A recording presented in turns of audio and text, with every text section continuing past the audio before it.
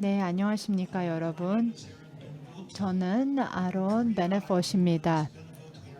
저는 한국에서는 성이 먼저이기 때문에 베누보다 아론으로 알려지겠죠. 제가 두 번째 기조 세션의 좌장입니다. 온라인에서 저희와 함께 해주신 모든 분들 그리고 현장에서 저희와 함께 해주시는 분들에게 감사의 말씀을 드리고 싶습니다. 기조 세션 1의 좌장과 패널리스트 여러분들이 좋은 출발을 해주셨는데요. 감사하다는 말씀을 드리면서 이번 세션에서도 그 에너지를 이어가고자 합니다. 이 두 번째 세션의 제목은 세계시민교육 실천을 위한 변혁적 학습 역량 모색입니다. 시작하기 앞서서 두 개의 안내사항이 있습니다. 첫 번째는 프로그램의 업데이트된 버전을 원하신다면 테이블 앞에 놓인 QR코드를 전화기를 사용을 해서 프로그램을 받아보시기 바랍니다. 이틀짜리 프로그램의 가장 최신 버전을 보실 수 있습니다. 그리고 첫 번째 세션과 마찬가지로 질의응답 시간을 가지도록 하겠습니다.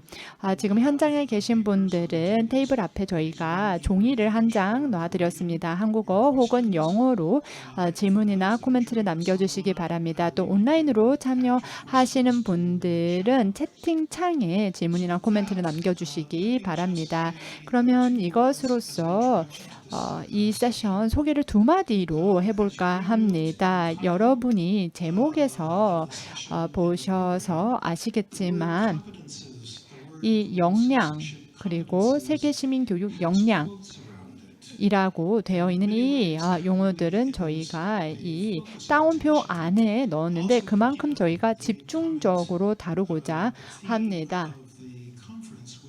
또 이번 컨퍼런스의 주제는 다시 풀어보는 세계시민교육입니다. 다시 말씀드리면 이것을 분해해서 바라보는 것입니다. 다시 말씀드리면 분해를 해서 여러 가지 다른 시각에서 살펴보고 이를 재조립하고 재구성을 하는 것이죠.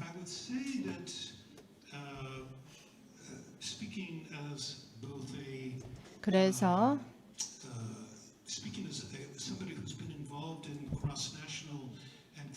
국가 간 비교 연구를 교육 분야 그리고 세계시민 교육 분야에서 해온 사람으로서 말씀을 드리자면 보통 저희가 개념이 있으면 두 가지 시각에서 그 개념을 다시 풀어볼 수가 있습니다. 그 개념을 개념적인 차원에서 살펴볼 수가 있습니다. 그 개념의 구성 요소가 무엇인지 어떤 측면을 가지고 있는지를 풀어보는 것이죠. 이 개념이 가지고 있는 다양한 측면을 살펴보는 것입니다. 두 가지 방법은 이 개념을 보다 경험적인 또는 실무적인 차원에서 풀어보는 것입니다.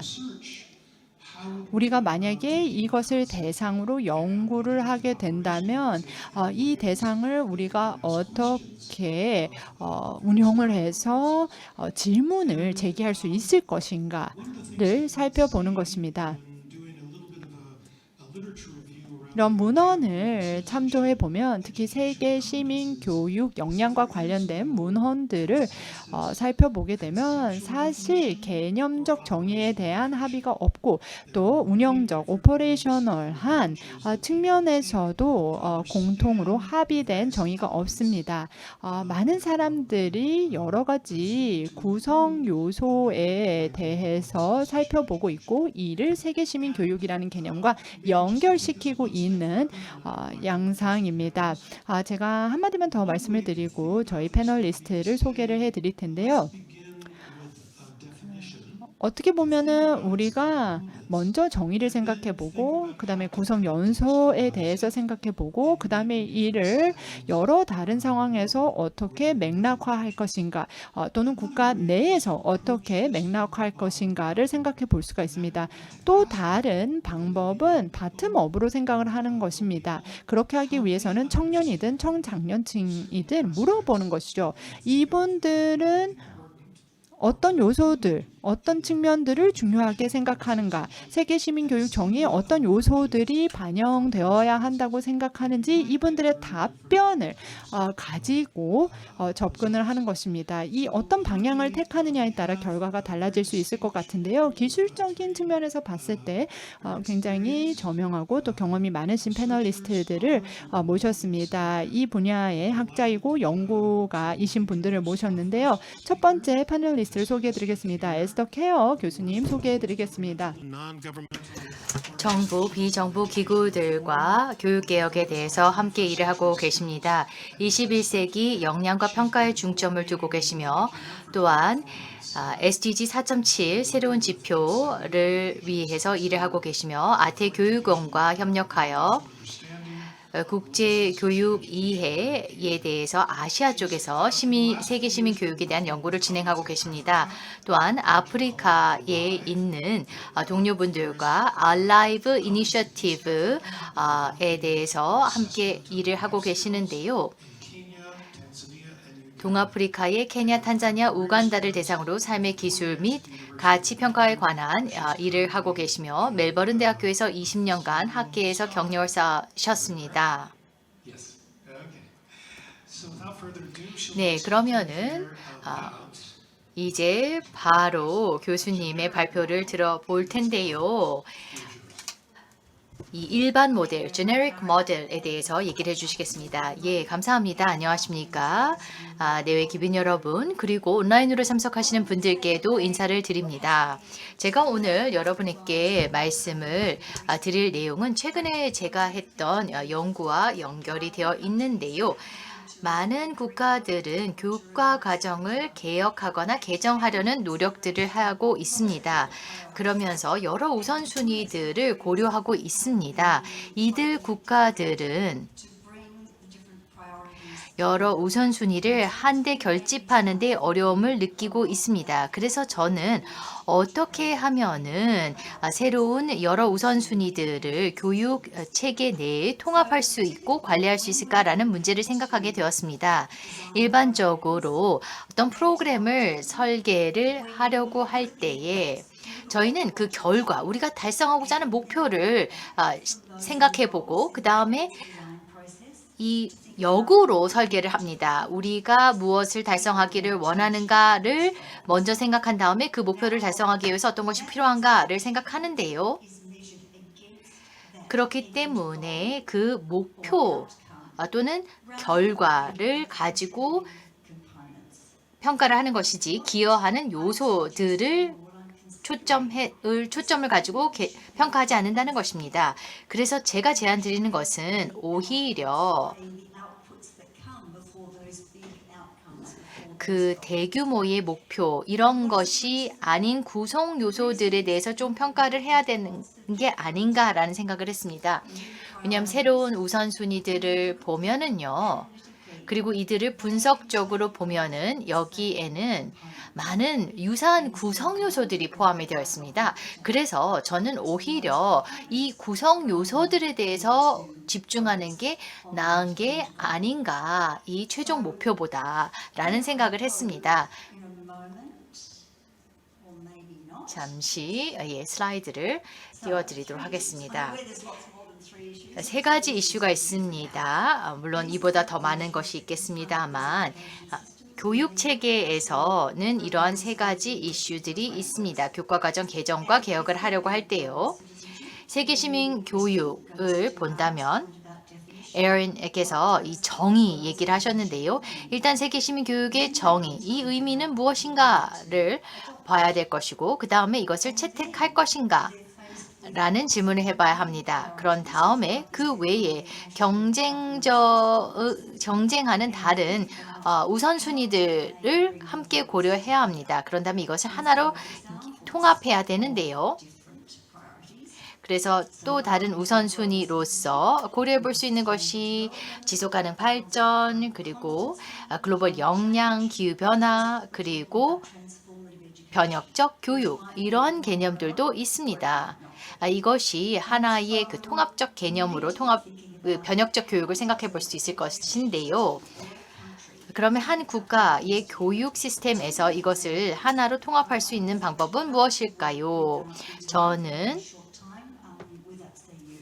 압세유를 통해서 부탄에서 일을 해볼 수 있었는데요. 부탄에서는 총 행복 지수, 세계 시민 교육, 그리고 가치 교육을 진행하고 있습니다. 우간다 같은 경우에는 일반 역량, 삶의 가치, 그리고 삶의 스킬, 그 다음에 보건과 시민 및 생활 스킬, 그리고 환경, 보건 이러한 가치들을 가르치려고 하는데요. 이러한 것들을 개별적 목표로 본다라면은 이것을 어떻게 통합할 수 있을까요? 그래서 오히려 다른 방법으로 바라볼 수 있는 것을 생각해 봤습니다.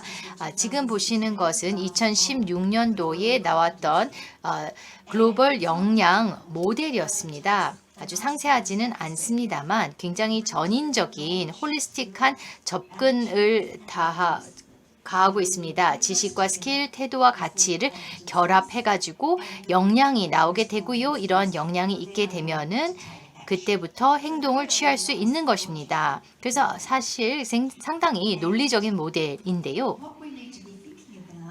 우리가 생각해 봐야 할 것은 이러한 구체적인 목표들을 들어가게 되는 기여하는 요소들을 통해서 큰 목표를 달성을 하려고 하는데 이 기여하는 요소들을 좀 더 효과적으로 바라볼 수 있는 방법은 무엇인가를 생각해 볼 수 있습니다. 왜냐하면 이들 각각의 요소들을 보면 공통점이 많이 있습니다. 간단하게 보고 있는데요. 전통교육과 있고 여기에서는 전통교육에서는 지식을 가장 중요하게 생각했습니다.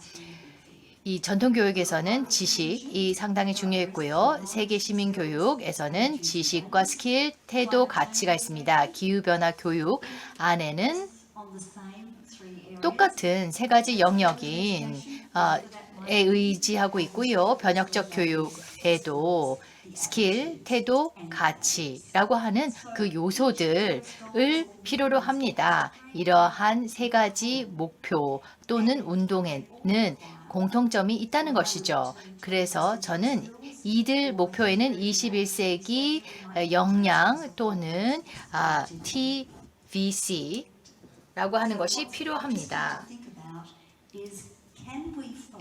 그래서 우리가 그러면은 TVC에 집중해서 이것을 가능하게 하는 요소로서 생각을 하고 이것을 결합함으로써 우리가 관심을 갖고 있는 목표로 하고 있는 결과를 도출할 수 있지는 않을까라는 것인데요.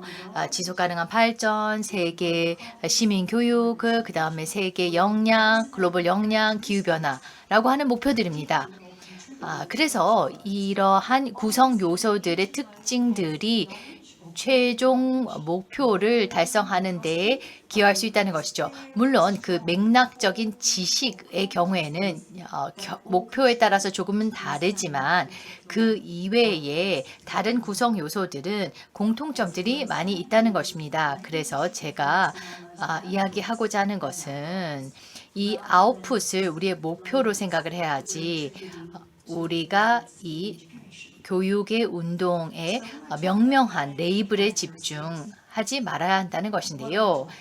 이 조성하는 환경적 특성을 보면은요. 지금 앞에 보고 계신 것은 이것을 하나로 개념화한 것인데요. 여러 아이디어들이 있습니다. 근데 이 아이디어들은 국가별로, 지역별로 다를 수 있습니다. 지금 보시는 워드 클라우드는 필요한 라이프 스킬, 일반적 역량이라고 할 수 있는데 케냐, 탄자니아, 우간다에서 생각하는 역량, 필요 역량, 핵심 역량입니다. 그래서 핵심 역량이 있고 이 안에는 태도와 가치도 들어 있습니다. 이것이 이들 국가의 공통적으로 나왔던 가치와 태도입니다. 이들 특징은 이 국가들의 교과 과정에 포함되었던 것인데요. 이들 모두 세계 시민 교육 기여에서도 연결해 볼 수 있고요. 교육 체계로 다시 돌아가 보면은 이걸 보면서 조금 혼란스럽다, 너무나 복잡해 보인다 라고 생각할 수 있습니다. 우리가 원하는 결과들과 다르다라고 할 수 있는데요. 핵심 3개국의 핵심 추구 역량들을 보면 비슷하다라고 하는 것이 있습니다. 협력, 비판적 사고, 창의적 사고, 문제 해결, problem solving 이런 것들이 나와 있습니다. 비판적 사고와 problem solving, 문제 해결 이 내용은 이미 여러 차례 언급이 되었죠. 이 TVC들은 물론 국가별, 지역별로 조금씩 다르게 그룹핑이 되겠지만 그래도 핵심적으로 계속 동일하게 나오는 TVC들이 있을 것입니다.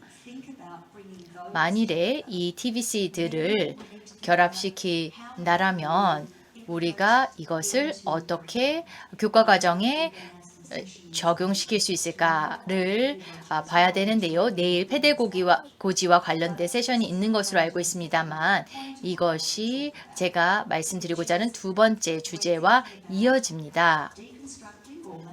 우리는 좀 더 세계 시민 교육을 해체하고 더 단순화시키고자 합니다. 그리고 이것을 교육 체계에 적용을 하려고 하는데 적용을 할 때 교사들이 활용할 수 있는 방법으로 적용이 되어야 합니다. 제가 숙고했던 것은 세계 시민이란 과연 무엇인가 그 개념을 생각해 봐야 합니다. 세계 시민은 행동을 하는 자입니다. 제가 느끼기에 가장 합리적이고 말이 되는 것은 바로 행동을 취하는 자인데요. 이 역량과 태도 그리고 가치를 모두 함량한 세계 시민이라면 이에 대해서 행동을 취할 것입니다. 오늘 이면묵 원장님과 또 이 교수님께서 행동의 시급성, 즉 우리가 빠르게 행동을 취해야 된다라는 얘기를 해주셨는데 페데고기와 통합을 할 때에 모델링을 해야 합니다. 행동에 대한 모델링을 해야 하는데요. 직접적인 지시보다는 모델링을 하는 것입니다. 학생들에게 이렇게 해야 한다. 이와 점점점을 해야 한다라고 지시하는 것이 아닙니다. 이것은 참여를 이끌어내지 않습니다. 왜냐하면 그 행동을 해야 하는 이유를 제공하지 않는 것입니다. 나이가 더 많은 사람이 내가 이 학생들보다 더 많이 안다라고 해서 가르치는 것은 되지 않는 것이죠. 행동을 모델링을 해줘야 하는 것입니다. 이것이 이 TVC에 집중할 때에 세계 시민을 위한 환경을 조성하는 것이 될 것입니다. 우리가 이 역량과 특징을 활용하면요. 그리고 이것을 해체한다면 비판적 사고나 문제 해결을 보면은 우리는 이런 개념들을 단계로 해체해서 분해해 볼 수 있습니다. 그리고 각각의 단계를 가르칠 수 있습니다. 그리고 이 비판적 사고나 문제 해결이라고 하는 각 단계를 다양한 맥락에서 가르친다라면 그 개념이 일반화돼서 이 학생들이 이것을 실천으로 옮길 수 있다는 것입니다. 그래서 교수 학습 방법들을 이 세계시민 교육과 연계해서 생각할 때 우리는 이것을 모델링해야 합니다. 그러면서 모두가 이 모델을 수용할 수 있어야 되는데요. 교사들이 일단 모델링을 해야 되고요. 교사와 지역사회가 이것을 이 복잡한 개념을 어떻게 분해하고 좀 더 사용하기에 편하도록 만들어줘야 되는 것이죠. 이렇게 좀 더 작은 사이즈로 줄여줌으로써 소화하고 이것을 활용하기 쉽도록 해야 되는데요. 시급성의 문제로 다시 돌아가 보겠습니다.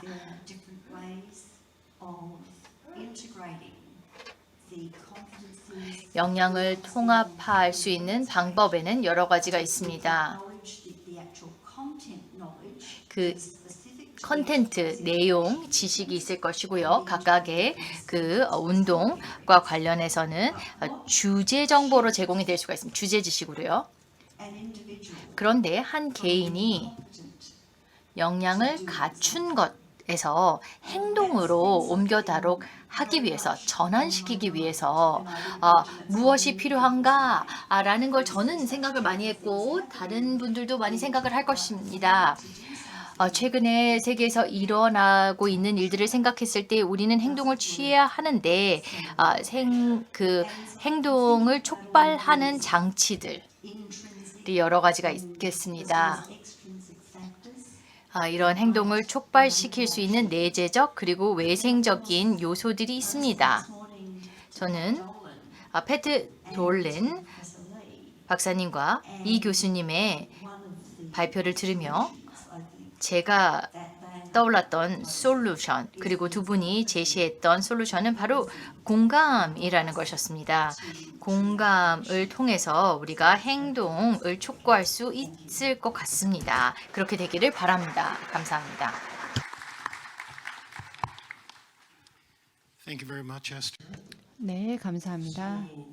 Maybe one way to think about what Esther has shared with us. 에스터님께서 얘기해 주셨던 내용을 생각해 볼 수 있는 한 가지 방법은 우리가 세계시민 교육을 다시 개념으로 풀어볼 때 우리는 공통의 측면들을 핵심 역량으로 보는 것이죠. 그 다음에 제공해 주셨던 예를 보면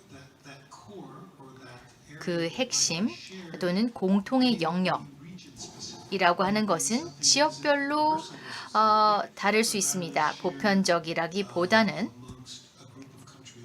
몇몇 국가들이 특정 지역에서 공유하는 것일 수 있는데요. 제가 이것을 강조하는 이유는요.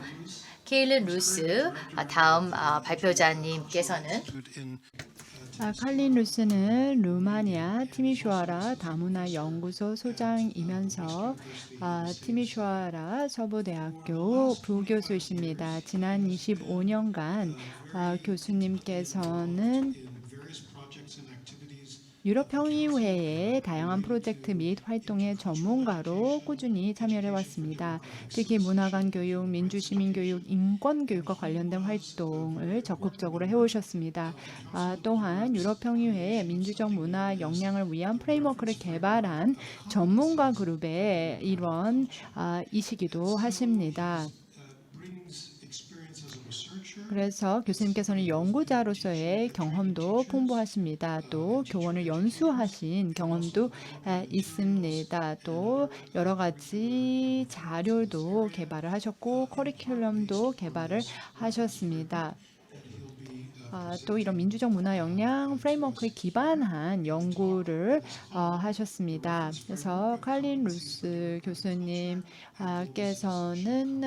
세계 시민 역량과 레퍼런스 모델에 대한 발표를 해주시겠습니다. 네, 감사합니다. 이 자리에서 유럽 평의회의 결과물에 대해서 말씀을 드릴 수 있어서 영광으로 생각합니다. 지난 몇 년간 제가 참여를 해왔고 지금도 진행되고 있는 프로젝트입니다. 제가 오늘 이 자리를 통해서 앞부분에서는 이 모델을 어떻게 만들었는지에 대해서 프로세스에 대해서 말씀을 드리겠습니다. 그리고 또한 발표를 통해서 이 프레임워크가 세계 시민 교육에 있어서 기여를 할 수 있다는 점을 주장을 하겠습니다. 또 어떻게 연계될 수 있는지, 또 SDG 4.7과 어떻게 긴밀하게 연관이 되어 있는지 말씀해 드리겠습니다. 그리고 나서 현재 어떻게 여러 다른 국가에서 운영되고 있는지에 대해서 말씀을 드리겠습니다. 지금 화면에 보시는 것이 이 민주적 문화 역량을 위한 프레임워크의 핵심입니다. 역량 모델입니다. 방금 보여주신 케어 교수님께서 보여주신 워드 클라우드랑 상당히 비슷하죠. 일부 아프리카 국가들의 교육 과정 분석 자료를 워드 클라우드로 보여주셨는데요. 그 그래프와 상당히 흡사하다고 할 수가 있습니다. 앞선 연사들께서 하신 내용들을 모두 다 반영하고 있는데요. 제가 알고 있기로는 이것이 가치라는 것을 최초로 구성 요소로서 담고 있는 역량 모델이라고 알고 있습니다. 그리고 이것이 역량과 관련된 다른 영역에 있어서 영향을 또 준 것으로 알고 있습니다. 그래서 이 역량 모델을 보게 되면 가치라는 것을 아주 분명한 구성 요소로서 두고 있고 또 태도와 가치를 분명히 차별화하고 있습니다. 또 지식도 포함되어 있는데 단순히 지식 자체만을 구성 요소로서 두고 있지 않습니다. 케어 교수님께서도 말씀을 해주셨지만 오늘날의 상황에서는 지식의 축적은 그리 중요하진 않습니다. 사실 지식에 대한 접근성이 많이 보편화되었기 때문이죠. 사실은 지식을 비판적 이해와 저희가 결합시킬 필요가 있습니다. 이렇게 해서 지식을 이해하고 맥락 속에서 이해하고 그리고 여러 다른 지식 간에 연결을 하고 또 그것을 현실과 연결하는 능력이 필요한 것입니다. 그래서 지식에 대한 비판적 이해를 하기 위해서는 당연히 비판적 사고 능력과 또 다른 지적 능력, 또 자기주도 학습 능력이 필요합니다. 그러니까 자기 스스로 정보를 배우고 이것을 처리를 하는 능력이 필요한 것입니다. 그래서 여기서 보시다시피 또 공감도 이 모델에 포함되어 있습니다. 스킬 영역에 공감이 포함되어 있습니다. 유럽 평유의 발간문들을 보게 되면은 저희는 아주 분명하게 공감을 스킬로 보고 있습니다. 역지사지를 할 수 있는 것은 스킬인 것이죠. 그리고 여기 또 태도 구성 요소도 앞선 연사들께서 말씀해 주신 요소들이 포함되어 있습니다. 세계 시민 교육이라는 주제 한 공동체에서 함께 살아갈 때 필요한 태도들이 나와 있습니다. 인권을 존중을 하고 민주 원칙을 존중하는 그런 태도가 있겠죠. 또 이 가치의 영역을 보게 되면은 문화적 다양성을 존중한다는 내용도 나와 있습니다. 또 형평성, 평등의 가치도 역량 모델에 포함되어 있습니다. 이 모델에 대해서 상당히 많은 이야기를 하고 싶지만 현재로서는 요 구성 요소들을 좀 강조해서 보여드렸습니다. 그러면 지금부터는 GCED와 이것을 어떻게 연결시킬 수 있을지에 대해서 말씀을 드리겠습니다. 그리고 이 모델은 이 민주적 문화 영향을 위한 프레임워크의 핵심에 불과하다라는 말씀을 드리고 싶습니다. 이 핵심 모델 외에도 역량 디스크립터들이 포함되어 있습니다. 각각의 구성 요소에 따라서 관측 가능한 행동들이 나열, 도출되어 있습니다. 그래서 이것들을 봄으로써 어느 정도로 각각의 역량에 있어서 숙련도를 가지고 있냐를 가늠하는 것이죠. 그래서 이 컴퍼턴스의 핵심 모델이 있고 디스크립터들이 있습니다. 어떤 분들은 가치나 태도에 있어서 어떻게 이런 디스크립터가 가능하냐 반문을 하실 수 있는데 저희가 통계적인 데이터로 뒷받침되는 이 역량 디스크립터가 포함이 되어 있습니다. 그리고 민주적 문화라는 것이 무엇인지 저희가 개념을 또 명확하게 하고 있습니다. 유럽 평의회에서는 민주적 절차가 일상적인 생활에 내재화되어 있는 민주적 법과 절차가 수립되어 있을 뿐만 아니라 일상이 되어 있는 민주적 삶을 민주적 문화로 정의를 하고 있습니다. 또 좀 실용적인 측면도 포함하고 있는데요. 재현과 그리고 이 여러 가지 사례도 포함하고 있습니다. 역량 모델과 디스크립터를 실질적으로 어떻게 사용할 수 있는지 여러 가지 사례를 또 제공하고 있습니다. 교원 연수에 어떻게 사용을 할 수 있는지, 그리고 특정 상황에서 어떻게 사용을 할 수 있는지, 어려운 상황에서 어떻게 사용할 수 있는지에 대한 내용도 포함되어 있습니다.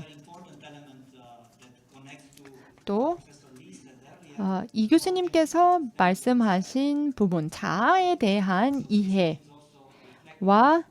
관련된 요소도 있습니다. 그러니까 나는 누구인가? 라는 질문에 대해서 우리는 참 여러 가지가 될 수 있다. 그러니까 한 가지를 꼭 선택해야만 하는 것은 아니지만 그 내가 속한 이를테면 여러 가지 다른 기관과 단체나 뭐 사회가 모여서 내가 된다는 것을 인식할 필요가 있다라는 내용을 담고 있습니다. 또 커뮤니케이션, 상호작용, 협력, 그리고 갈등 분쟁 해결 등과 관련된 요소도 담고 있습니다. 제가 조금 강조를 드리고 싶은 부분이 있는데요. 모두 다 궁극적인 결과를 위한 구성 요소들입니다. 학교와 사회에서 우리가 이루고자 하는 목표를 달성하기 위해 필요한 구성 요소로 보고 있습니다. 그래서 교육 제도 미션의 핵심이라고 보고 있습니다. 그래서 유럽에서는 유럽 지역 교육부에서 인정을 하고 있습니다. 2016년에 발간했을 때도 그랬고 며칠 전에 유럽 교육부 장관 회의가 9월 말에 스트라스부르크에서 개최가 되었는데요. 그때에도 인정이 되었습니다. 그러니까 이 모델 같은 경우는 이론적인 모델로 개발된 것이 아닙니다. 이론에서 출발해서 생성된 것이 아니라 100개 이상의 역량 모델을 해체하고 분석을 하고 그것을 토대로 다시 재구성해서 만들어진 역량 모델입니다.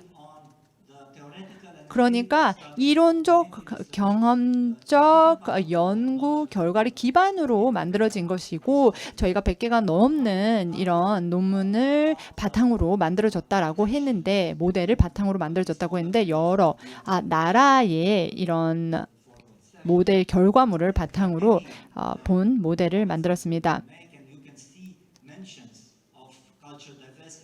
여기 보시면 문화적 다양성 그리고 갈등 분쟁 해결과 관련된 평화적 해결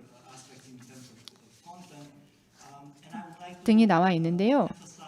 제가 강조하고 싶은 것은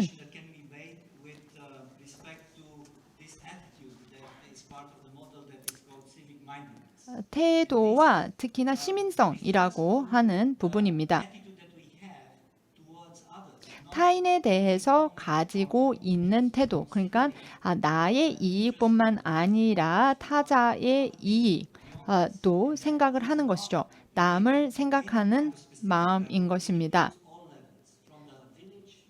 그래서 이것은 공동체 단위 또 국제사회 단위까지 확장할 수 있는 개념입니다. 이 프레임워크에서 굉장히 중요하게 다루고 있습니다. 그러니까 인류 구성원의 일원으로서 시민성을 가지고 있는 것, 국제사회에 소속되어 있는 일원으로서 시민성을 갖는 것을 중요한 구성 요소로 두고 있습니다. 또 지속 가능성과 관련된 부분을 보자면 지금 제가 앞서 말씀드린 며칠 전에 열린 교육부 장관 회의에서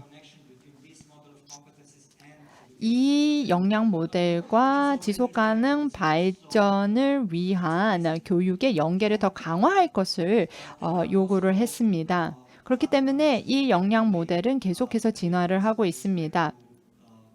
또 이 역량 모델을 이 가치 영역을 통해서도 저희가 더 교육적으로 확장을 할 수 있습니다. 그러면 지금부터는 이 모델을 어떻게 활용하는지, 이 프레임워크를 유럽에서는 어떻게 활용하고 있는지에 대해서 말씀을 드리도록 하겠습니다. 유럽을 보게 되면 큰 국가도 있고 작은 국가도 있죠. 그런데 이 국가들이 이 프레임워크를 활용을 한 사례가 있습니다. 이 프레임워크를 사용을 해서 교과 과정을 개편한 곳도 있습니다. 앞서 발표에서 몇 가지 사례가 있었는데요. 이 프레임워크를 실질적으로 사용을 해서 교사 연수를 하고 또 학생 활동을 설계를 하고 그리고 평가를 개선한 사례가 있습니다. 사실 이러한 영역들, 이러한 요소들을 평가하는 것은 그렇게 쉽지가 않은데요. 그런 점에 있어서 이 프레임워크 디스크립터를 사용해서 평가를 개선한 사례가 있습니다. 그래서 이 디스크립터가 굉장히 유용한 툴로서 사용이 될 수 있다는 점을 말씀드리고 싶습니다. 특히 도덕성 평가와 관련해서 유용한 툴입니다. 또 유럽 평의회에서는 이 프레임워크를 개별적인 어떤 과목을 개설하지 않고 기존의 과목에 이러한 구성 요소들을 녹아낼 수 있는 방법으로 사용할 것을 제안하고 있습니다.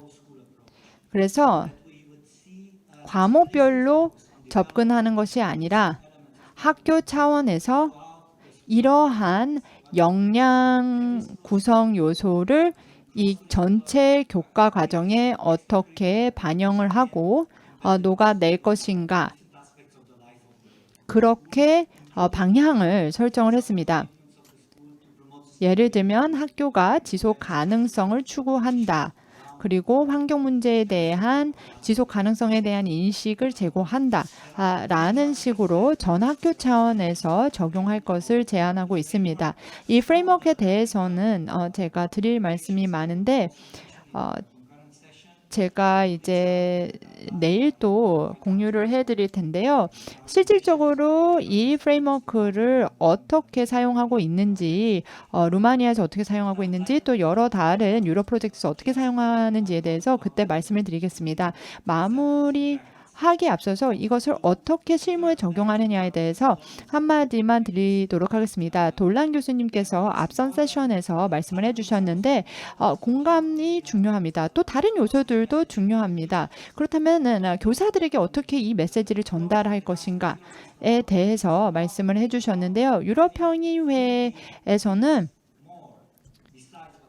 이미 하고 있는 업무에 20가지를 더 얻는 것이 중요한 것이 아니라 교과 과정과 이런 배움의 활동들을 잘 설계를 해서 학생들이 이 역량의 여러 가지 다른 부분들을 개발할 수 있는, 발전시킬 수 있는 기회를 제공하는 것이 포인트라고 이야기를 하고 있습니다.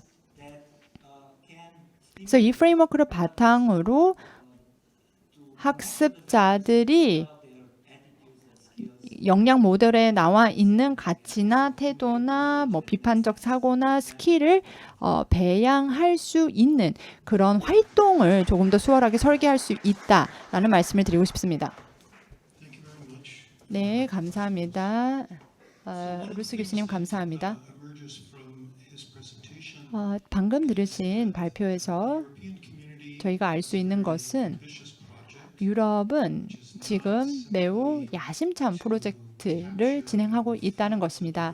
단순히 여러 다른 접근법의 다양성을 포착하는 데 그치지 않고 더 나아가서 좀 지역적 차원에서 공통점을 찾아내고 있다는 것입니다. 아마 교수님께서 더 말씀을 못하신 부분인 것 같은데요. 아마도 많은 또 정치적 협의도 있었을 것 같습니다. 문헌을 검토하고 논의하는 과정에서 많은 정치적 협의가 있었을 것 같습니다. 저희가 이 회의를 개회할 때 speaking to the moment of the urgent crisis 지금 여러 가지 위기의 시급성에 대해서 이야기를 했습니다. 그래서 이제 세계 시민 교육이 the difficulty of engaging in prolonged 이런 위기에서 필요한데 is, as it were, 시급한 이슈가 많은 상황에서 정치적 협의가 많이 필요한 것이 좀 어려움이 될 수도 있다라는 생각을 해봅니다. 그러면 다음 연사를 보시도록 하겠습니다. it's one of the most diverse 저희 세 번째 발표자님은 아시아 태평양을 대표하고 있는데요. 아시아 태평양 지역은 인구 구조, 언어, 종교, 인종, 정치적인 경험 측면에서 가장 많은 다양성을 가지고 있습니다. 아태 지역의 다양성은 세계 그 어느 지역과 비견될 수 없습니다. the value added that Professor Lee 이 provide 무성 교수님께서 저에게 제공해 줄 수 있는 부가가적인 가치는 분석을 제공해 주시는 것으로서 세계 시민 교육 역량을 이렇게 다양하고 또한 세계에서 흥미로운 이 지역에서 어떻게 이제 이해해야 되는가라는 것으로서 이무성 교수님께서는 연세대학교 교육정책학과 교수님이십니다. Canberra and the University of Hong Kong. 연세대학교 부임하시기 전에는 캔버라 대학교와 홍콩대학교에서 교수님으로 재직하셨고요. 교수님께서는 교육정책과 실천의 국가 간 비교에 중점을 두고 연구를 하셨으며 이 분야에서 110편 이상의 논문을 광범위하게 발표하셨고 국제학회에서 연구로 많은 인정을 받으셨습니다. 이무성 교수님께서는 세계 시민교육의 아시아 태평양 지역에서의 연구에 대해서 매핑을 해주시겠습니다. 그리고 이것이 변혁적 교육에 어떠한 함의를 가지고 있는지 설명해 주시겠습니다. 친절한 소개 말씀 감사드립니다. 저는 연세대학교의 이무성 교수입니다. Truth to be told, I feel obliged to say that this is my first presentation about global citizenship. 세계 시민 교육에 대한 저의 첫 번째 발표라는 점을 먼저 말씀을 드립니다. 저는 교육 행정에 대한 비교 연구를 제가 학문적 배경으로 갖고 있다라는 말씀을 드리고요. 그래서 저는 이 주제에 대해서 전문가여야 한다라고 하는 부담보다는 이 세계 시민 교육이라고 하는 주제에 대해서는 저는 좀 더 아직은 비기너다라고 얘기할 수 있습니다. And they probably felt just as clueless as I do now. 예, 처음으로 무엇인가를 할 때에는 무엇을 해야 될지 처음에는 잘 모를 수가 있는데요. 일단 그러면 제가 발표로 들어가도록 하겠습니다. Research on GSAT competencies 세계 시민 교육에 대해서 아시아 태평양 지역에서 연구가 이루어지는 것에 대한 어떠한 그 랜드스케이프이 형성이 되고 있는지를 한번 매핑을 해보았습니다. 이를 하기 위해서 저는 36개의 연구를 진행을 검토하였고요. 세계 시민 교육에 대한 36개의 연구에 대한 리뷰를 수행하였습니다. framework that I developed. 제가 이 연구를 위해서 활용했던 개념적인 틀인데요. 복수계의 여러 센터가 있는 그 지역이라고 하는 것을 이제 수평축으로 놓았습니다. This course is all ideas of global citizens. 세계 시민 교육에 대한 아이디어는 다양한 지역에서 등장했는데요. 세계 시민이라고 하는 개념이 유럽 내에서도 보편적으로 정의되어 있지 않습니다. 한 지역의 해석과 이것을 또 여러 지역에서 다르게 인식을 하고 있다라는 걸 고려했을 때 좌측에는 서구를 놓았고요. 다음에 우측에는 아태 지역을 놓았습니다. 그리고 이 연속선상에 여러 지역들을 중간에 놓을 수 있을 것입니다. 아태 지역 자체는 결코 단일한 지역으로 볼 수는 없겠습니다만 제가 단순하게 보여드리기 위해서 해놨고요. 수직축은 세계 시민을 제도화된 형태로 본 것입니다. 그래서 위쪽에 역량을 보았고요. 그 다음에 세계 시민을 교육을 추상적인 개념으로 본 것을 아래쪽에 놨습니다. 그래서 세계 시민 교육의 그 역량 중 제도화된 것들이 위쪽에 놓이게 될 것입니다. 제도화되었다라고 하는 것은 specific rules and procedures to endorse a specific 특정한 세계 시민 교육에 대해서 공식적인 영역에서 이것을 배양하기 위한 프로세스와 시스템을 가졌다라는 것인데요. 즉 이것을 교육에 또는 교과 과정에 통합시켰다는 것이고요. 그리고 이것을 가지고 실천하고 그다음에 평가한다는 것입니다. 역량으로서요. 그다음에 이 수직축의 아래쪽에서는 추상적인 개념의 세계 시민으로서 철학적인 담론과 사상이 되겠습니다. The quadrants resulting from 이 사사면이 만들어지는데요. 이 두 개의 축을 통해서 네 개의 영역으로 이루어질 수 있는데 첫 번째로는 국가 그리고 지역 차원에서 세계시민 교육의 교과 과정과 실천이 나와 있는 것입니다. 그리고 두 번째 사사부면은 서구 세계에서의 세계시민 교육의 교과 과정과 실천입니다. 그리고 이 두 번째는 세계시민 교육에 대한 담론과 프레임워크도 포함이 되어 있는데요. 이것은 국제 정부기구와 비정부기구들의 담론을 담고 있는데요. 이것은 유네스코나 OECD, EU, 옥스팜 또는 다른 국제 기구들의 담론이 이 왼쪽에 들어가게 됩니다.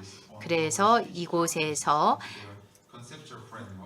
자신들의 개념적 그 틀에다가 세계시민 교육 담론을 담았습니다. 그다음에 3분면 그리고 4분면을 보게 되면은 서구와 그다음에 아시아 태평양 지역에서 고유의 토착의 아이디어들이 나와 있습니다. So there are several conceptual terms. 개념적인 용어들이 있는데요. 그래서 이 네 개의 사분면들의 관계를 보여줍니다. 그러면서 화살표로 표현이 되어 있습니다. 적응이라고 하는 것으로서 제가 여러 연구를 검토해 본 결과 이 연구에서는 세계 시민 교육에 대해서 2분면에서 1분면으로 적응, 즉 전환이 된 것인데요. 즉 담론과 세계시민 교육의 실천이 아태 지역으로 지역적으로 적응시키고 채택했다라는 것인데요. 제가 여기에서 이런 현상을 적응이라고 하는 개념으로 표현했습니다. 이 적응이라고 하는 것을 로컬라이제이션, 지역화라고도 부를 수 있습니다. 그 지역의 맥락과 역사에 맞춰서 적응시킨 것인데요. 이것이 긍정적이라고 볼 수 있는데 그러나 이러한 적용이라고 하는 것이 단순히 복사를 할 경우에는 부정적인 의미로 다가갈 수가 있습니다. 국제적인 프레임워크를 어떤 지역과 국가에서 그대로 적용을 한다던가 아니면은 국내 정책에 정당성을 부여하기 위해서 사용되는 경우에는 부정적일 수 있을 것입니다. 이 어댑테이션의 과정에서 편집과 이 왜곡이 있을 때에는 원래의 의미의 왜곡이 이루어질 수가 있습니다. And the second arrow 그리고 두 번째 화살표는 역적응인데요. 4에서 1분면으로 1분면에서 2분면으로의 적응이 이루어지는 것입니다. 즉 토착의 세계 시민 교육이 아태 지역에서 이루어진 것이 이제 역으로 가는 것인데요. 파란색으로 이루어진 것이 토착의 아이디어들의 이 출처를 확인하는 것입니다.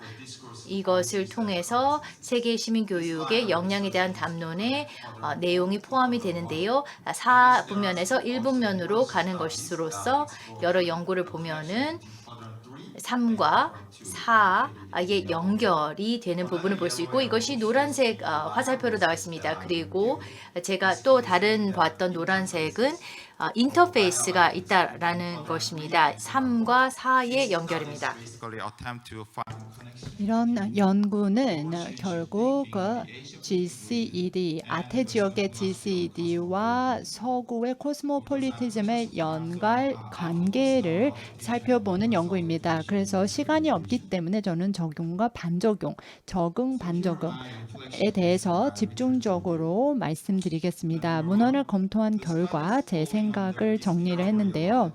이 적용과 관련된 연구 결과를 보게 되면 단순 적용하거나 소비하는 행태에 대한 우려를 제기하고 있습니다. 또 이런 연구 결과를 보게 되면 지나친 적용에 대한 우려도 제기를 하고 있습니다.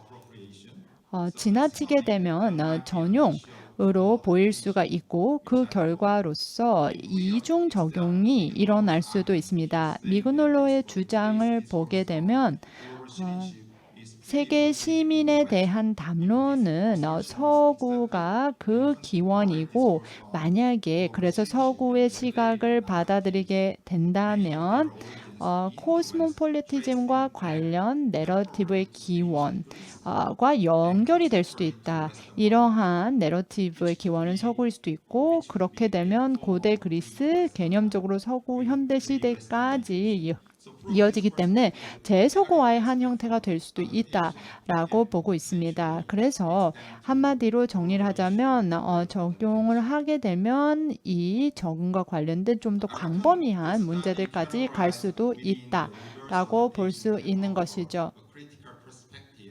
근데 이러한 연구들을 보게 되면 GCED의 제도화 과정과 관련된 저희가 비판적 사고를 살펴볼 수가 있습니다. 이제 국가정부기관들에 의해서 이제 담론이 주도가 되는데요. 필리핀의 사례가 나와 있습니다. 사회 경제적인 불평등도 있고 정치적으로 불안정한 곳에서 이루어진 연구를 보게 되면 GCED를 통해서 학생들이 비판적인 토론을 할 수 있는 안전한 장소를 마련해 준다라고 보고 있습니다. G세대를 통해서 학생들에게 비판적인 담론을 논쟁적인 이슈에 대해서 할 수 있는 장소와 툴을 제공받을 수 있다라고 보고 있습니다. 제가 생각했을 때는 이것은 실질적인 사례라고 생각합니다. 변혁적 교육이 어떻게 학생들에게 사회적 정의라는 좀 더 거시 주제를 다룰 수 있도록 하는지 보여준다고 생각합니다. 그래서 이런 것을 보게 되면은 세계 시민 의식이라는 것을 아주 협소하게 역량으로 정리를 해서는 안 될 것입니다. 그러니까 이 반적응을 통해서 아태 지역에서는 어떤 역량을 필요로 하는지 그리고 이것을 어떻게 지역적 맥락 속에서 정의를 내리고 접목시킬 것인가를 생각해 봐야 한다는 것입니다. 또 다른 연구들을 보게 되면은 이 세계 시민 의식의 기원을 찾는 연구들도 있었습니다. 이런 연구는 좀 급진적인 연구들이 많았는데요. 그 이유는 GCED를 역량으로 우리가 개념화할 수 있는가를 다루고 있는 그런 연구가 많았습니다. 세계 시민의식을 아태 지역에서는 어떤 특정 역량을 넣는 것으로 보는 경향이 있었습니다. 뭔가 어떤 인성과 도덕성 이런 것과 연관지어서 생각하는 경향이 더 높다라는 것이 나와 있습니다. 그러니까 GCED를 역량으로 바라보는 것도 유용한 부분이 있습니다. GCED를 학교 교과 과정에서 제도화하는 데 유용한 것은 사실입니다.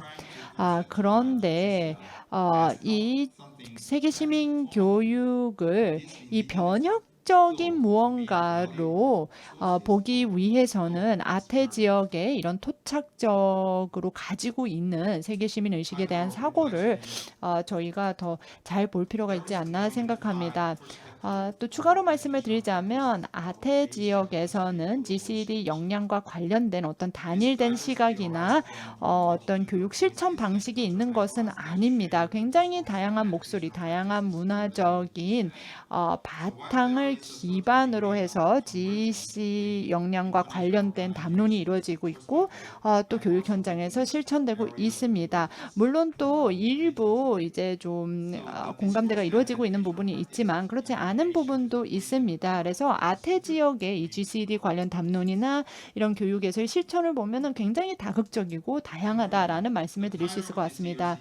그래서 결론을 말씀을 드리자면 올해 컨퍼런스의 주제가 아시겠지만 다시 풀어보는 시민교육 변혁을 위한 실천입니다. 이것을 감안했을 때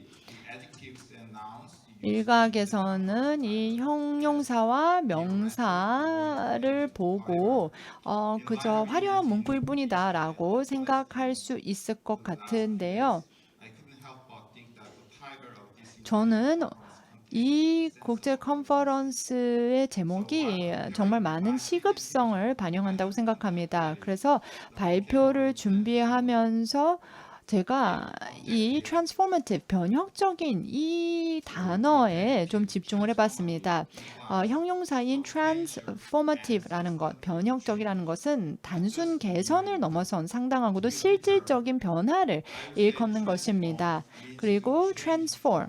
이라는 이 단어는 무언가 형태를 바꾼다는 것을 의미를 합니다. form이라는 것은 이 형태는 존재의 특정 상태를 의미하고 trans라는 것은 다양한 어떤 형태 간의 움직임을 의미하죠. 그렇기 때문에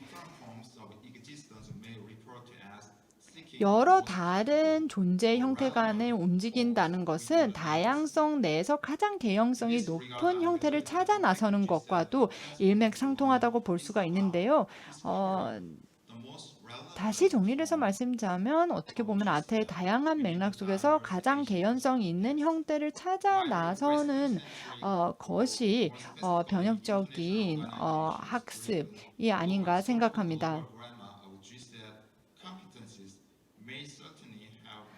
G세대 역량과 관련된 어떤 보편적인 모델은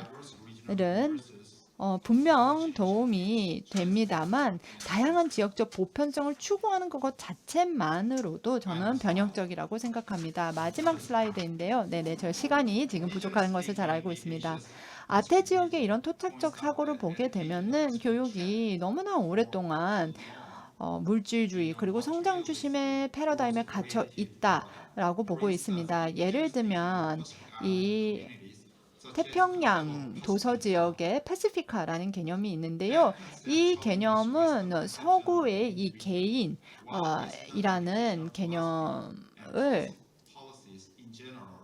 반하는 개념입니다. 그러니까 패시피카 학습자들한테 중요한 것은 지금 이 시간과 공간에서 나의 위치 그리고 과거, 현재, 미래에 연결되어 있느냐는 것입니다.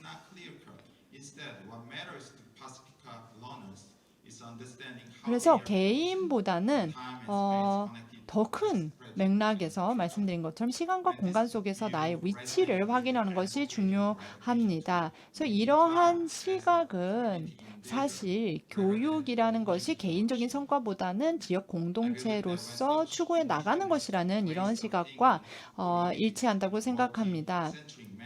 제가 생각해서는 다극적인 방식으로 이런 토착적인 사고가 공존을 한다면 정말 진정한 의미에서 변화를 꾀할 수 있는 변혁적 학습이 가능하다고 생각합니다.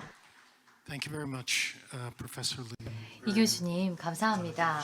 아주 흥미로운 생각을 저희들에게 제공해 주셨습니다.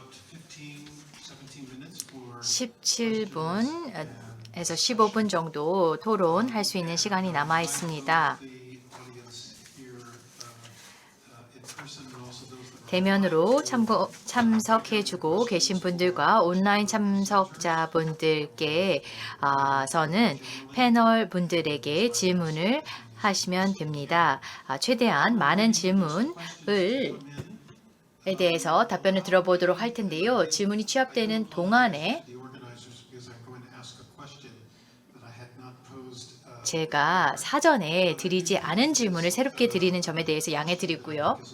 저는 이 질문이 근데 중요하다고 생각합니다. Target 4.7, 아시다시피 4.7 SDG 목표는 the international legitimacy around both education for sustainable 지속 가능 발전을 위한 교육 그리고 세계 시민 교육에 대한 정당성을 부여하는데요. 여기에서는 모든 학습자를 대상으로 합니다. 공교육의 학습자 그리고 학교를 다니는 학습자만을 대상으로 하지 않고요. 지식과 스킬을 모든 학습자에게 제공하는 것과 관련된 것인데요. 지금까지 본 컨퍼런스에 나왔던 발표들은 거의 모두 세계 시민 교육이 be understood and analyzed 어떤 식으로 이해되고 분석돼야 되는지 그리고 이행되어야 될 것이며 평가돼야 될 것인가에 대해서 그 학교에 있는 학습자들을 대상으로 했다는 것입니다. 초, 중, 고등교육의 그 공교육에 있는 학습자들을 대상으로 하고 있는 듯한데요. 제가 궁금한 것은 만들고 계시는 이 세계 시민 교육 모델을 만드실 때 이 모델들이 to adult learners, to those who 성인 학습자들, 즉 공교육의 대상이 아닌 사람들에게도 학습자들에게도 적용될 수 있나요? 그래서 비공식적인 교육 경험을 하고 있는 사람들에게도 적용이 될 수 있을지 궁금합니다. 저는 이것이 변혁과 또 시급성과도 연결이 되어 있다고 보는데요. and multiple crises that we're 지금 우리가 복합적인 위기를 다양하게 겪고 있는데 만일에 이 청년층만을 타겟팅한다라면 in other words, it squanders the opportunity 이것은 우리로 하여금 who are no longer in school. 더 이상 학교를 다니지 않는 학습자들에게 변혁을 가져다 줄 수 있는 기회를 우리가 놓치고 있는 게 아닌가라는 생각이 들어서 제가 이런 질문을 드렸고요. 이 질문에 대해서 각 발표자분들의 답을 청해 보고자 합니다. 저는 일단 즉각적으로 우간다와 탄자니아 그리고 케냐에서 이루어지고 있는 이 생각이 나는데요. 이들 국가들은 몇 년 전부터 이제 함께 연구를 하고 있는데 국가의 그 청년들 중 학교를 다니는 청년과 다니지 않는 청년들의 그 역량을 수준을 보려고 했습니다.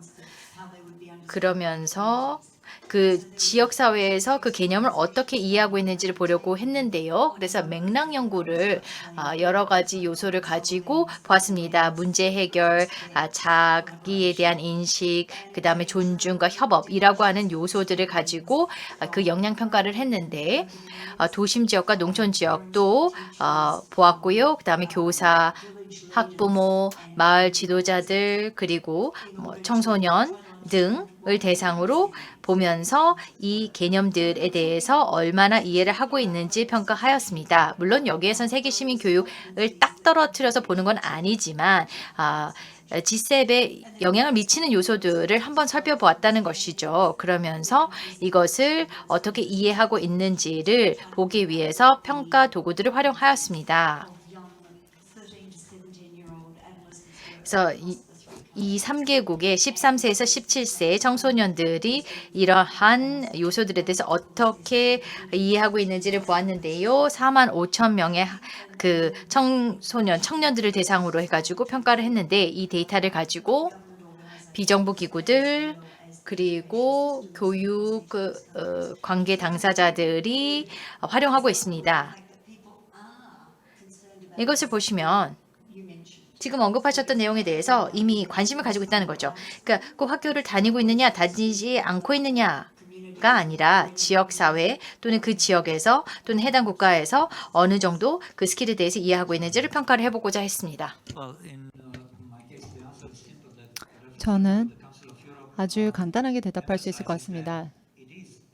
이 유럽 평의회의 프레임워크는 모든 학습자를 대상으로 합니다. 연령도 상관없고요. 또 교육 수준도 상관없습니다. 물론 이것을 이행하는 방식은 그 연령에 맞게 학습자가 처한 상황에 맞게 조정을 해야겠죠. 그리고 저희는 이 디스크립터가 있다라고 했는데요. 10살 미만의 아동에게 적용할 수 있는 디스크립터가 별도로 있습니다. 하지만 그 다른 모든 요소들은 어느 학습자든 상관없이 적용할 수 있습니다.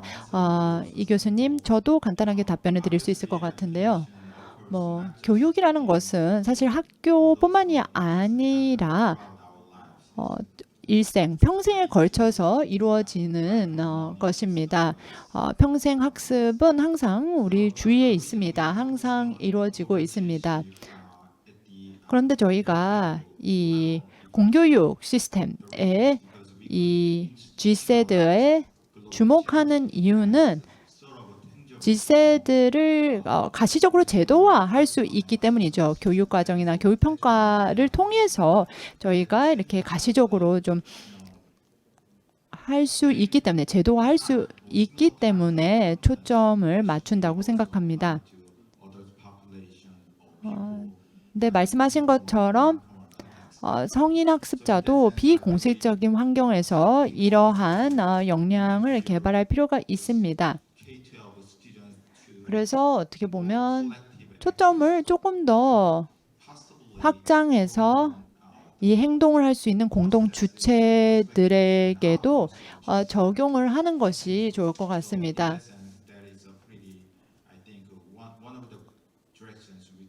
그런 점에서 말씀하신 부분이 앞으로 나아갈 때 있어서 우리가 하나의 방향성으로 삼을 수 있지 않을까 생각합니다. 예, 감사합니다. This partly speaks to this idea, 이것은 the distinction between a whole institutional approach 전체 기관적, 제도적인 것, 즉 그 학교와 그 다음에 기관, 그 다음에 전체 사회 전체 공동체적 접근을 이제 보여주는 거라고 생각이 되는데요. 그래서 정부, 비정부 행위자들이 이제 개입을 함으로써 이 분야에서 잠재적으로 시너지 효과를 얻어낼 수가 있습니다. 시급성의 문제에 다시 보면 다양한 리더들 그리고 행위자들을 지역사회에서 동원해야만 근본적인 변혁이 이루어질 수가 있습니다. 그리고 이것은 현상 유지를 타파하는 변혁이 될 수 있겠죠.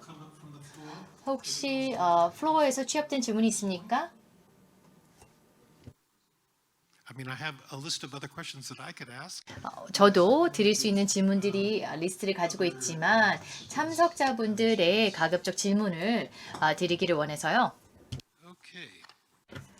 Here's a question 예, to Professor Lee. 이 교수님께 드리는 질문입니다. That IGOs, the international 국제 정부 기구들 그리고 비정부 기구들이 should develop one framework 하나의 프레임워크를 만들어야 할까요? 여러 시각을 공유하는 하나의 프레임워크를 만들어야 하는지 아니면 지역적인 현실과 상황에 맞는 여러 개의 프레임워크를 만들어야 할까요? 좋은 질문입니다. 예, 좋은 질문 취합해가지고 드리고 있습니다. 근데 쉽게 답변을 즉각적으로 드리기는 어려운데요. 세계 시민 교육의 역량 중 보편적인 가치와 적용이 가능한 것들이 있겠지만 제 주장은 이들을 사람들의 그룹, 그들의 언어나 종교 등에 맞춰서 그 맥락에 맞춰야 한다. 적용시켜야 된다라는 것인데요.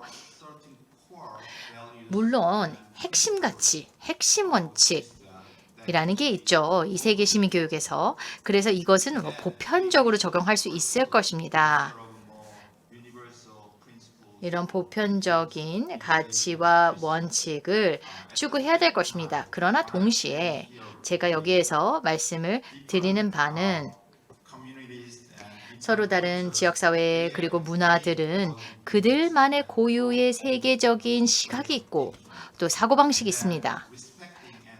그렇기 때문에 이것을 존중하고 그들의 토착적인 사고를 반영하는 것이 우리의 세계 시민에 대한 컨셉을 더 풍부하게 깊이 있게 만들 수 있다는 것입니다. Here, 질문이 두 개 더 있는데요.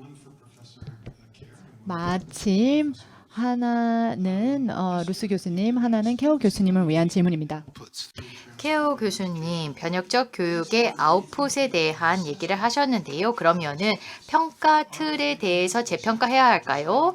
동아프리카의 3개국은 그들의 교과 과정 변혁에 있어서 평가 과정도 새롭게 살펴보나요? 예, 아주 굉장히 좋은 질문이셨는데요. 아주 제가 딱 원했던 질문입니다. So I need to put my personal perspectives aside from my 제 개인적인 시각을 잠깐 차치해 둬야 될 필요가 있는데요. countries see a great need 많은 국가들에서 summatively, and we also 평가를 해야 하는 필요가 있죠. 그리고 어떤 국가들은 formatively. 형성적으로 평가를 하기를 원하는 경우가 있습니다. 저는 형성평가라고 하는 것은 합리적이라고 생각합니다. 이것은 교수학적 방법 중 하나의 전략이고 이것을 통해서 형성평가라는 것은 학습을 가능하게 해주는 요소 중 하나입니다. The degree of knowledge and familiarity 지식과 teachers have 친숙도 그런데 평가 그래서 nature of 에 대해서 교사들이 얼마나 알고 있는지 그 다음에 세계 시민을 위한 그 역량에 대해서 모두 다 동일하게 발전한 것은 아닙니다. 그래서 이 교사들이 친숙하지 않은 내용을 교과 과정에 포함시키는 것에 대해서 몇몇 국가들이 우려를 하고 있습니다. 그래서 교사를 위한 교육이 both assessment literacy 이루어지고 있는데요. 평가에 대한 리터러시 그리고 새로운 개념을 교과 과정에 도입하는 것에 대해서 교육을 하려고 하고 있습니다. 그리고 저희는 평가 그룹 그리고 평가 단들이 있는데요.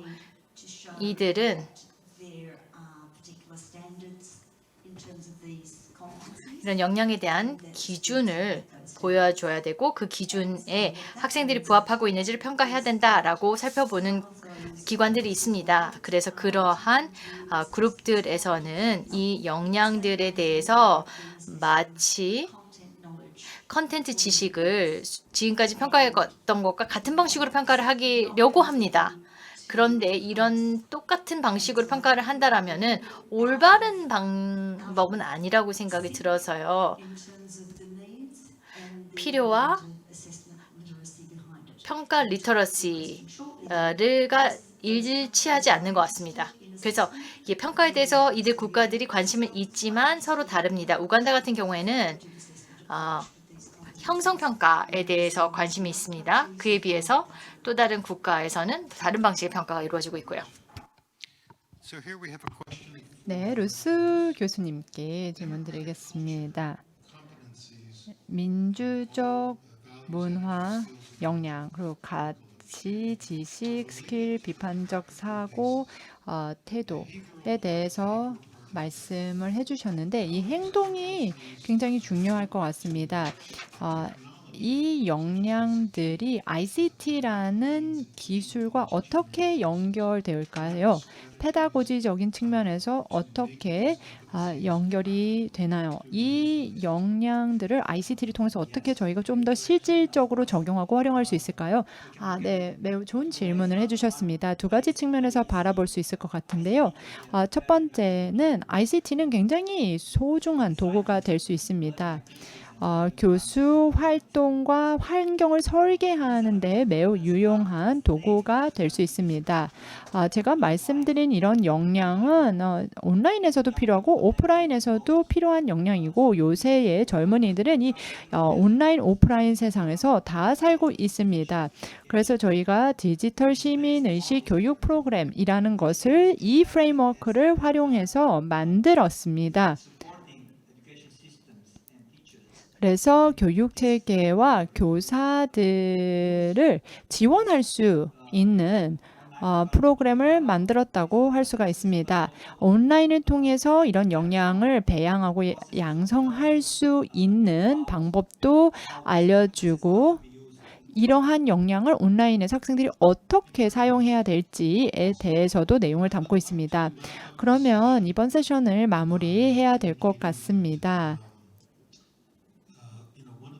마무리하면서 말씀드리고 싶은 점은 세계 시민 교육 역량을 다시 풀어볼 것을 요청해 주셨는데요. 여기서의 장점은 저희가 다시 이 프로 해친 걸 재구성하고 재조립해서 완성된 모습을 제한하지 않아도 된다는 것입니다. 오히려 이 자리에서 지금 사용되고 있는 컨셉들에 대해서 저희가 좀 비판적으로 바라보았고 그 다음에 이 컨셉들이 지금 적용되고 있는 여러 가지 다른 배경과 맥락에 대해서 살펴보았고요.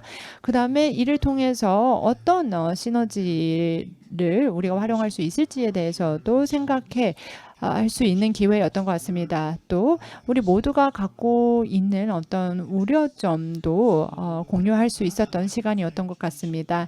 그러면 이것으로써 저희 세션의 세 분의 패널리스트에게 좋은 발표를 해주신 점에 대해서 감사의 말씀을 드리고 싶습니다. 케어 교수님, 그리고 이 교수님, 그리고 루스님께 감사의 말씀 드리면서 마무리하도록 하겠습니다. Thank you very much. 네, 감사합니다.